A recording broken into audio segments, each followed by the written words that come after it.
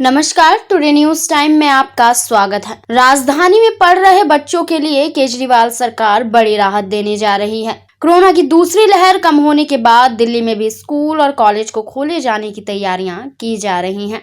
आपको बता दें कि दिल्ली आपदा प्रबंधन प्राधिकरण द्वारा गठित विशेषज्ञों की एक समिति ने राष्ट्रीय राजधानी में स्कूलों को चरणबद्ध तरीके से फिर से खोलने की सिफारिश की है। उन्होंने बताया है कि सौंपी गई अपनी रिपोर्ट में समिति ने कहा है कि स्कूलों को सभी कक्षाओं के लिए फिर से खोला जाना चाहिए, लेकिन पहले चरण में वरिष्ठ कक्षाओं के विद्यार्थियों को बुलाया जाए और उसके बाद मध्यम कक्षा के विद्यार्थियों को और अंत में प्राथमिक कक्षाओं के विद्यार्थियों को। इतना ही नहीं, समिति ने यह भी कहा है कि इच्छुक माता पिता के पास अपने बच्चों को स्कूल भेजने का विकल्प होना चाहिए और अन्य छात्र ऑनलाइन कक्षाओं का विकल्प चुन सकते हैं। वहीं इस सिलसिले में दिल्ली के मुख्यमंत्री अरविंद केजरीवाल ने कहा है कि उनकी सरकार स्कूलों को जल्द से जल्द फिर से खोलना चाहती है, लेकिन विद्यार्थियों की सुरक्षा सुनिश्चित करने के लिए सभी कारकों का मूल्यांकन कर रही है। उन्होंने कहा है, हम चाहते हैं कि स्कूलों को जल्द से जल्द फिर से खोला जाए, लेकिन हम विद्यार्थियों की सुरक्षा को लेकर कोई जोखिम नहीं उठाना चाहते। हम जल्द ही फैसला लेंगे। वर्तमान में कक्षा 10वीं, 11वीं और 12वीं के विद्यार्थी माता पिता की सहमति से प्रवेश और बोर्ड परीक्षा संबंधित